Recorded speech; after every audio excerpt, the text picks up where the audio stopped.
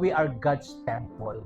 Tayo na po ang templo ng Diyos. You are now the temple. Physically, there is no more mountain to be climbed. Pero mas mahirap in our time. Why? Kasi you now decide which mountain will you climb.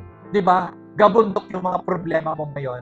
Kadalasan yan ang gusto mong akyatin. Pero yung bundok ng Panginoon, ayaw mong akyatin. You always choose which mountain will you climb. But eventually, it would be hard for you to climb.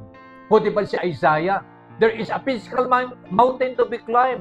But ang sabi niya, hindi lamang ako ang pupunta. Pero mag-i-invite pa ako ng iba na kami ay pupunta sa bundok na yan. Pero it's worth climbing mountains.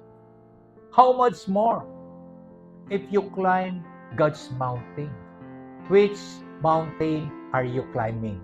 At ano naman ang bundok na pinupuntahan mo? Is it the mountain of your problem or your challenges, or is it the mountain of God where His presence is there?